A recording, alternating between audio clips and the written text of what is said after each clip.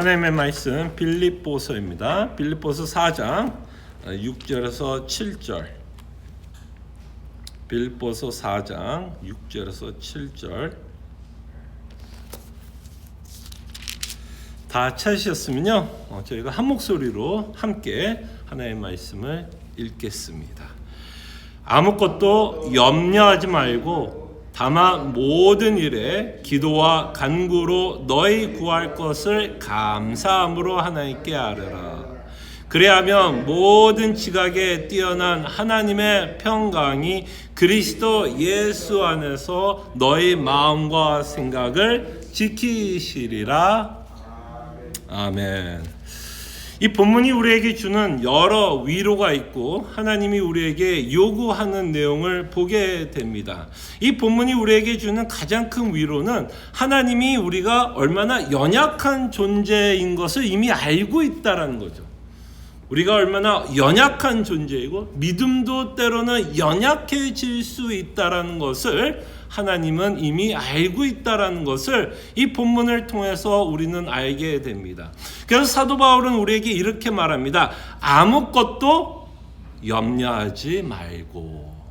이것은 우리를 책망한다기보다는 어떤 인간으로서 갖고 있는 어떤 유한함, 한계 또는 성도로서 믿음의 삶을 하다 보면 참으로 많은 여러 문제들을 만나게 되고 또 그런 문제들 가운데 염려할 수밖에 없는 나약한 존재이기 때문에 하나님은 우리에게 위로합니다. 아무것도 염려하지 말고.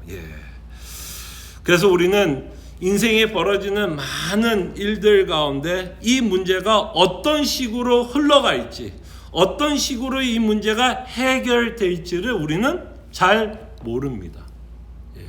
우리는 미래를 예측할 수 있는 능력은 없어요. 그러나 우리가 갖고 있는 경험이라고 하는 것을 가지고 우리는 미래를 예측하려고 합니다. 그러나 우리의 경험도 하나님이 아닌 이상 우리가 갖고 있는 경험으로도 우리 앞날을 완전하게, 온전하게 예측할 수는 없어요. 그렇기 때문에 우리는 우리가 접하고 있는 많은 문제들 가운데 우리는 불안할 수밖에 없다라는 것을 생각하게 됩니다. 이런 불안한 생각이, 불안한 마음이 들면 끊임없이 우리 머릿속에는 부정적인 생각이 듭니다. 그리고 부정적인 생각은 우리 마음을 지배하게 될 때가 참 많은 것 같아요. 그래서 우리의 부정적인 생각은 우리로 하여금 끊임없이 염려하게 된다라는 것을 보게 됩니다. 그래서 이 부정적인 생각과 염려를 하고 있는 사람들은 어떻게 보면 이미 결과에 대해서 단정을 짓고 있는 모습을 보게 돼요. 이 문제는 이렇게 될 거야 라고 이미 머릿속에서 단정을 지어요. 그래서 그 사람은 굉장히 불안해합니다. 그렇게 불안해한 사람을 설득하기 힘든 이유가 뭔지 아세요? 그 사람이 이미 그 문제에 대해서 단정 짓고 있기 때문에. 그렇기 때문에 그 사람을 설득하는 것이 굉장히 어렵다라는 것을 보게 됩니다. 그 단정이 그 사람을 불안해하고 있다라는 것을 우리는 생각해 볼 수 있을 것 같아요. 이런 단정 가운데 우리는 염려하게 되고 가뜩이나 불안한데 염려는 우리의 불안한 마음에 휘발유 같이 우리의 불안을 더 활활 타게 합니다. 염려는 염려를 낳게 돼요. 불안은 끊임없이 불안을 낳게 되고요. 불안함은 어마어마한 전염성을 갖게 됩니다. 은혜는 잘 못 나눠도요, 불안함은 잘 나눠요. 이상하지 않으세요? 하나님께서 우리를 지켜주신다는 말은 참 우리가 잘 못하는데 뭔가 이슈가 생겨서 우리가 불안해지면 이상하게 사람 붙잡고 우리의 불안함을 잘 쉐어하는 것 같아요. 그래서 우리의 불안함은 어마어마한 전염성을 갖게 됩니다. 그래서 한 사람만 불안하면 온 집안이 다 불안해질 수 있어요. 교회도 마찬가지인 것 같아요. 교회도 한 사람만 불안하면 교회 전체가 불안해질 수 있는 그런 불안은 굉장한 전염성을 갖고 있다라는 거예요. 자, 그럴 때 어쨌든 우리는 한계를 갖고 있고 유약하고 믿음이 연약할 때도 있어 불안할 수밖에 없고 염려할 수밖에 없는데, 이런 불안함을 이길 수 있도록 하나님이 주신 어마어마한 도구가 하나 있어요. 어마어마한 도구를 하나 주셨어요. 그 도구는 기도입니다. 하나님이 우리 앞에 있는 수많은 문제들 가운데 염려와 걱정, 근심, 낙심, 불안, 수많은 일 가운데 하나님이 이 불안한 감을 이기기 위해서 우리에게 주신 도구가 기도입니다. 기도예요. 그래서 여러분, 불안하기 시작하잖아요. 또는 여러분들의 인생 가운데서 감정이 요동치는 순간이 있잖아요. 어떤 문제가 땅 일어나서 어떤 이야기를 땅 듣는 순간 여러분 안에 감정이 요동친다. 불안함, 실망, 절망, 낙담, 이런 수많은 감정이 요동하기 시작할 때는 무엇을 먼저 시작한다? 기도를 먼저 시작한다. 기도를 먼저 시작한다. 왜냐하면 이 불안함을 유일하게 그 불을 끌 수 있는 것도 기도뿐이기 때문입니다. 그래서 기도를 시작해요. 그래서 그때부터 우리는 솔직하게 하나님 앞에 나갑니다. 하나님, 불안합니다. 불안해요. 염려됩니다. 걱정됩니다. 그러면서 하나님이 시편에 보면 이렇게 말을 해요. 내 영혼아, 내가 어찌하여 낙심하며 어찌하여 내 속에서 불안해하는가. 그럴 때 우리는 정직하게 우리가 물어볼 필요가 있어요. 하나님이 우리에게 물어봅니다. 왜 낙심해? 왜 불안해? 라고 우리에게 물어볼 때 우리는 정직하게 이 질문을 씨름할 필요가 있어요.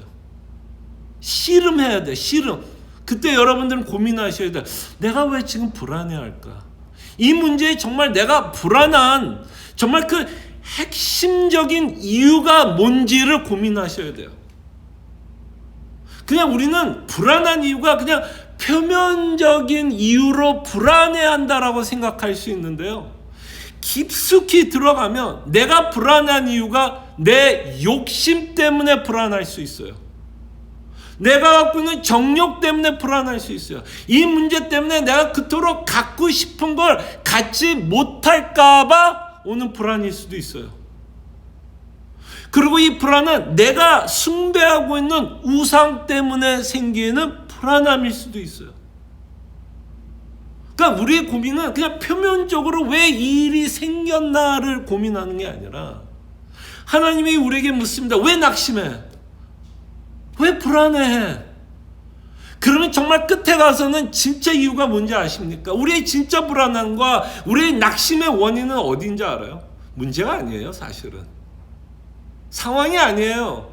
돈이 있고 없고의 문제도 아니고 건강이 있고 없고의 문제도 아니고 저 사람이 나에게 이렇게 했고 안 했고의 문제가 아니라 사실 우리의 불안의 원초적인 가장 핵심적인 이유는 하나님을 믿지 못하는 거예요, 사실은. 근데 우리는 거기까지 고민을 안 해요. 거기까지 안 들어가요. 거기까지 우리는 씨름해야 돼요.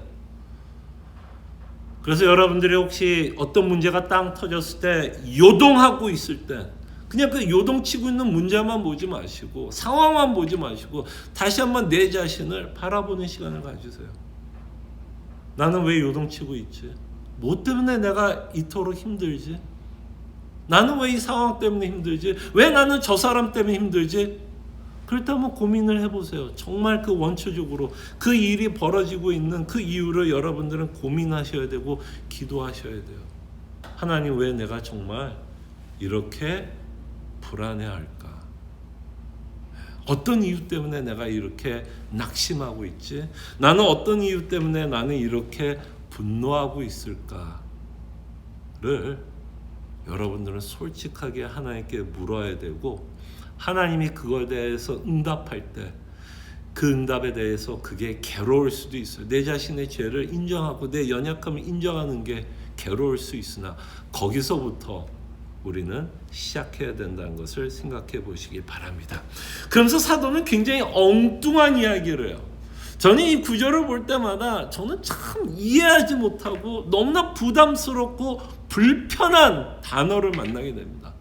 아무것도 염려하지 말래요. 그 말은 뭐예요? 우리가 이 땅에 살면서 어쨌든 염려할 일이 있다라는 거죠. 우리를 불안하게 하는 일이 있다라는 거고, 근심하고 절망하고 분노케하고 실망케 하는 일이 있다라는 거예요. 근데 사도는 뭐라고 기도하라 그러죠? 뭐라고 기도하라 그래요? 불안함으로? 아니요. 감사함으로 하나님께 아뢰래요. 저는 이 말이, 저는 말이 안 된다고 봐요. 여러분, 말이 돼요? 지금 내가 걱정이 태산인데 지금 사도 바울은 하나님 앞에 기도를 하라 그러면서 하는 말이 감사함으로 기도하래요. 보통 우리가 염려하기 시작하면 뭐를 잊게 되죠? 감사를 잊게 됩니다. 감사를 잊게 돼요. 염려하기 시작하고 불안하기 시작하면 감사를 잊게 됩니다. 그래서 이 말이 참 와닿지 않아요. 지금 내가 생각하기엔 감사할 일이 없다라고 생각을 하기 때문에 이 말이 부담스러웠던 거예요. 내 염려에 함몰되어 있다라는 증거 중에 하나가 뭔지 아십니까? 감사 제목을 잊고 있다면 여러분들은 이미 염려에 함몰된 상태예요. 염려에 함몰되어 있기 때문에 감사 제목을 찾지 못하는 겁니다. 그래서 다시 한번 사도는 우리에게 말씀합니다. 감사함으로 하나님께 아뢰라는 거죠. 왜 우리는 여전히 감사할 수 있죠? 염려 가운데서도 우리가 여전히 감사할 수 있는 이유는 지금도 천지를 지으신 하나님이 내 아버지라는 그 정체성, 우리의 관계성은 변함이 없습니다. 하나님과 우리의 관계성이 변함은 전혀 없고 여전히 우리는 복음이 주는 참된 위로와 기쁨을 누리면서 살아가는 자들이에요. 그럴 때 염려 있을 때 우리는 그걸 잊게 돼요. 다시 말씀드리면 우리가 지금 염려하는 가운데 하나님께 기도할 때도 하나님은 나의 아버지로서 내가 자녀이고 하나님은 내 기도를 지금 듣고 계시다라는 거예요. 그거 하나만으로도 사도 바울은 지금 우리에게 무엇을 요구할 수 있죠? 감사함으로 아뢰라는 거예요. 감사함으로. 우리가 기도할 수 있다라는 이 자체만으로도 우리는 하나님 앞에 감사할 수 있다라는 거예요. 그럴 때 우리는 이 감사의 제목을 가지고 사도 바울이 끊임없이 우리에게 요구했고 하나님이 우리에게 명령하는 범사에 감사라는 명령을 우리는 기억하게 됩니다. 예. 지금 여러분 감사가 있으세요? 만약에 지금 여러분들 안에 감사의 고백이 없다면 우리가 지금 어떤 문제에 지금 너무 빠져 있지 않나라고 생각해 보셨으면 좋겠어요. 어떤 문제, 어떤 이슈에 빠져 있지 않나 생각을 해 보시기를 바랍니다. 감사함으로 하나님께 아뢰라고 얘기합니다. 내 아버지이기 때문에 내가 기도할 수 있는 자녀라는 것만으로도 우리는 감사함으로 하나님께 나갑니다. 그럴 때 7절도 참 뭐라 그래야 될까? 감사함으로 하나님께 기도하라는 것도 참 좀 이해하기 쉽지 않은 구절이지만 전 7절도 참 별로 원치 않는 구절인 것 같아요. 7절은 뭐래요? 여러분 정말 내가 걱정이 돼서 하나님 이거 놓고 기도하면 여러분들의 기대는 뭐예요? 솔직히 우리의 기대는 뭐예요? 이 문제가 어쨌든 어떤 식으로든 해결되기를 원하고 더 나아가서는 사실은 내가 원하는 대로 해결되기를 원하죠. 그죠? 당연한 거 아니에요. 근데 7절을 보면 그런 내용이 없어요. 사실 7절을 보면 뭐 해결해 주겠다는 얘기도 별로 없는 것 같아요. 근데 7절이 하나님이 주신 해결이에요. 7절이 하나님이 우리에게 주신 해결이고 답이에요. 보세요. 7절은 뭐라고 말씀해요? 그리하면 모든 지각에 뛰어난 하나님의 평강이 그리스도 예수 안에서 너희 생각과 너희 마음과 생각을 지키시니라. 자, 7절과 6절에 나오는 반대말이 뭐죠? 염려의 반대말이 여기에 뭘까요? 7절에 염려의 반대말이 7절에 뭘까요? 하나님의 평강. 하나님의 평강. 이 우리를 지켜줄 거라 얘기해요. 그럴 때 하나님이 주는 평강은 뭘까요? 그럴 때 적어도 이 내용은 아니죠. 하나님이 네 문제를 다 해결할 것이기 때문에 너는 평안하라. 이거 아니죠. 이거 아니에요. 왜냐하면 사도 바울도 3번 기도했습니다. 육체 가시 안 없어졌어요.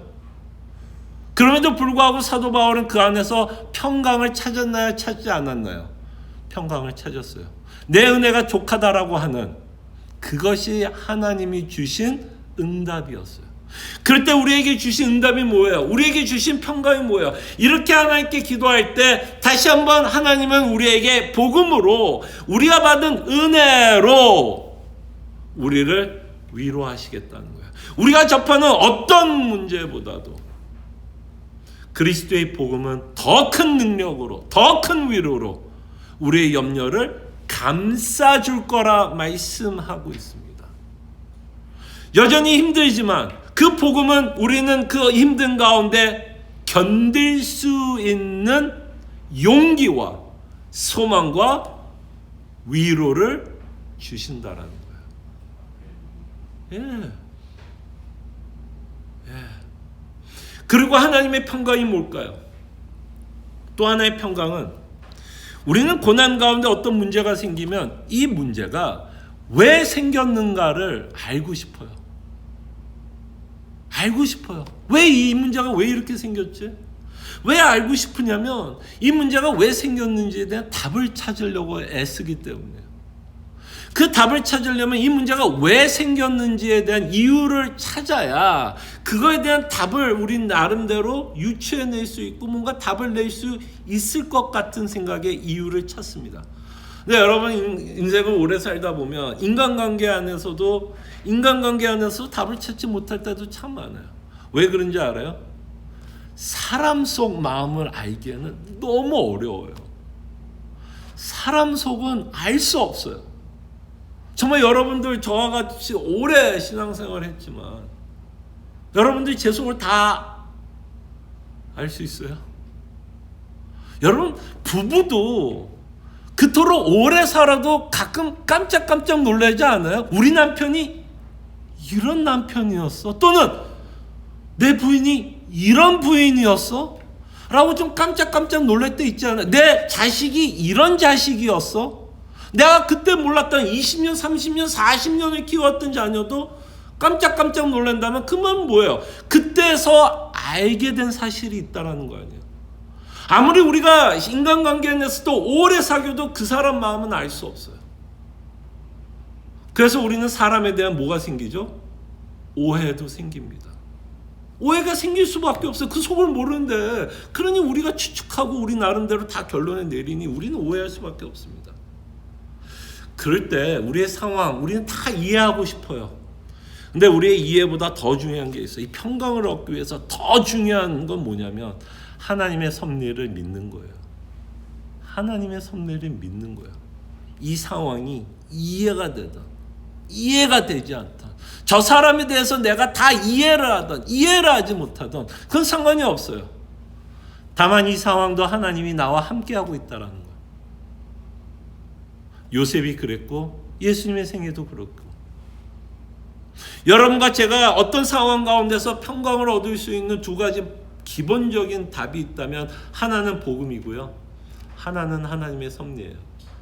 하나님의 섭리예요. 하나님의 섭리예요. 이건 우리가 다 이해하지 못해도 괜찮아요. 모든 상황을 다 이해하지 못해도 괜찮아요. 왜? 하나님이 우리 인생을 인도하고 있기 때문에. 내가 다 이해하지 못해도 우린 무슨 생각을 해요? 괜찮아. 이해하지 못해도 담대할 수 있다라는 용기가 생깁니다. 왜? 하나님이 우리와 함께하고 있기 때문에. 그게 바로 사도 바울이 말하고 싶었던 하나님의 평강이고 이 평강이 뭐 한다는 거예요? 내 마음과 생각을 지켜주신다라는 거예요.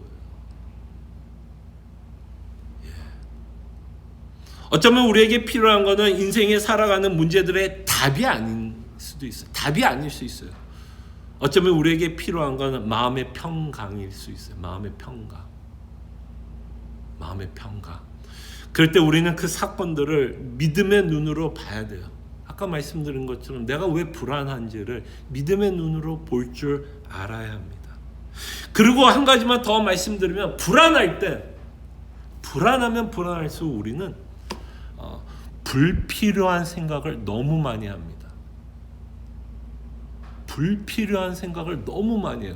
그러니까 어떻게 해야 더 불안해하고 더 많은 오해를 낳고 살아가고 있는 것을 보게 됩니다. 그럴 때 우리는 기도합니다. 주님, 불필요한 생각하지 않도록 지혜를 달라라고 우리는 기도해야 될 줄로 압니다. 그래서 다시 한번 하나님이 주시는, 우리가 인생을 살아가며 닥치는 수많은 문제들 가운데 하나님이 우리에게 주신 도구를 이 아침에 사용하시기를 바랍니다. 아무것도 염려하지 말고 다만 모든 일에 기도와 간구로 너희 구할 것을 감사함으로 하나님께 아뢰라.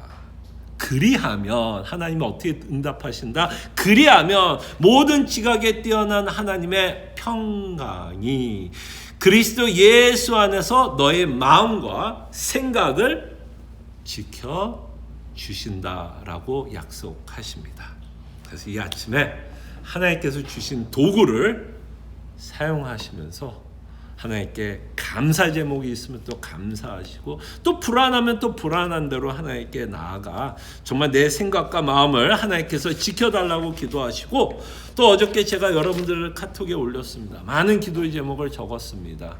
그 기도의 제목들을 여러분 기억하시고, 뭐 기억하지 못해도 괜찮아요. 그럼 여러분 핸드폰 꺼내서, 저도 아침에 새벽에 기도할 때는, 새벽 기도할 때는 핸드폰을 꺼내서 제가 올려놓은 기도 제목, 저도 다 기억을 못하기에 저도 그 기도 제목 올려놓은 카톡을 보면서 기도합니다. 그래서 하나님께서 여러분에게 주신 풍성한 기도 제목을 가지고 하나님의 선하심과 하나님의 인자하심과 하나님의 은혜를 맛보는 귀한 기도의 시간이 되시기를 바랍니다. 기도합니다.